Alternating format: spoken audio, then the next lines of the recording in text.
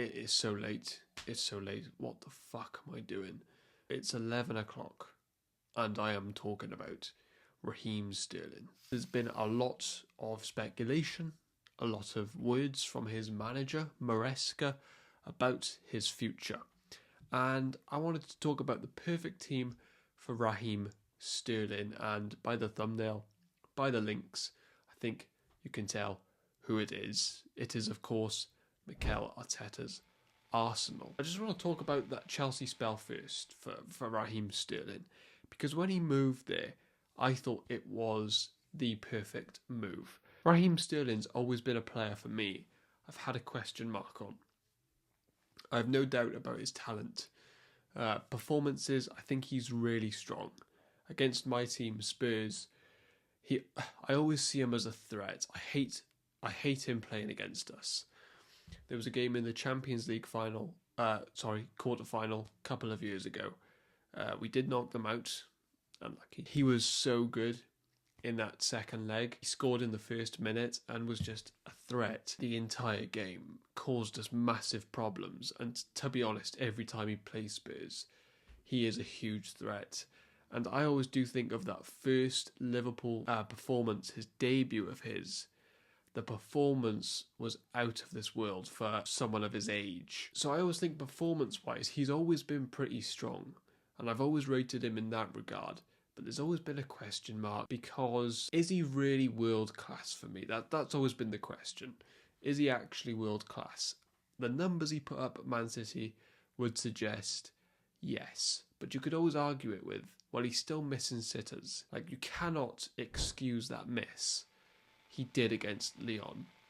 And if we're being real, that wasn't the only one he did at Manchester City. Of course, he did many at Liverpool, many at City. So his move to Chelsea was, is this 20-goal a season player really world class? And I think this move to Chelsea was perfect, because we were going to see him in not the best team in the league, but a top 6 team, and he would be one of the main men. And he absolutely was coming into that scenario.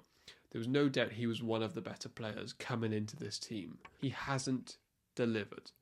To me, he has proven that he isn't quite world class, and that he did rely a little bit on, well, heavily I would say, on David Silva, Kevin De Bruyne, Leroy Sané, Aguero, giving him the supply to get the numbers that he was getting at Man City. This new move to Arsenal, I love it. I love those signings where it just makes sense for both parties. For Raheem Sterling's sake, you're going to one of the best teams in the league, top 2. They will be title contenders this year. They might be champions.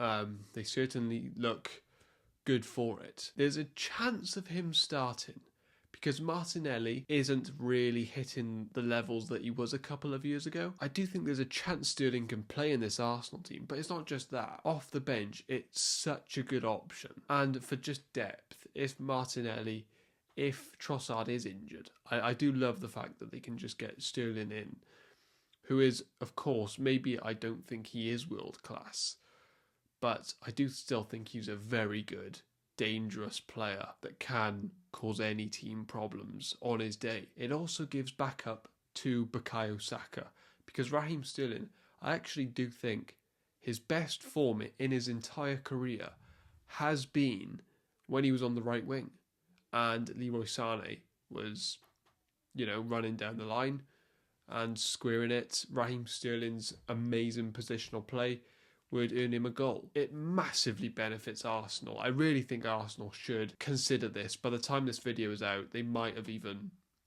got something sorted. I'm not sure. In terms of Sterling, you're back at one of the better Premier League teams. It's not super out of reach to be in the starting 11. Raheem Sterling has worked with Arteta. We've seen in those documentaries how much Arteta wanted Sterling to do well, how much he actually had an impact on Sterling's career, helping him become this semi-clinical finisher that he was at Man City. Even though I mentioned the Chelsea thing, where I don't think he's lived up to the challenge. I don't think he has completely stepped up to the challenge. He did play kind of well, though. Like, again, performances, like I said, I've always rated Sterling. Even last year, one of his worst years in many, he still had some really strong performances. There was a lot of games where he was Chelsea's best player. It's just, for me, the reason I would never want him at Tottenham is, well, one, being a Spurs fan is hard enough. And secondly, I can't deal with, at Wolves, when he should have passed it to Cole Palmer or whoever was next to him, and he shot. Like, that is so disastrously bad and consistent in Sterling's play that I genuinely cannot deal with that. At my club, I already have Richarlison, I already have Timo Werner. I don't need that in my life. I like a player that's one-on-one, and I know, or an open goal, at least. Like Son, if it's an open goal, I know he's scoring. Sterling, you don't, and that is a problem, isn't it? That really is a problem. And can you really be world class if I can't guarantee you scoring an open goal? I don't think so. So my opinion on the transfer, love it. I think it makes total sense for both parties. I think he would do well there with his previous relationship with Arteta.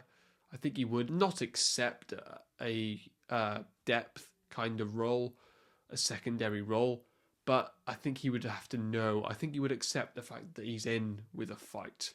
Leave Chelsea. I'm not saying his performances are all because of Chelsea, not at all, but just get out. Just get out. So yeah, I love the transfer. Let me know what you think of it. If you're an Arsenal fan or you are what is the word? You are a neutral. That's the word. If you are a neutral or an Arsenal fan or a Chelsea fan, let me know what you think of the transfer. And yeah, if you've enjoyed the video, give it a like. And thank you very much for watching.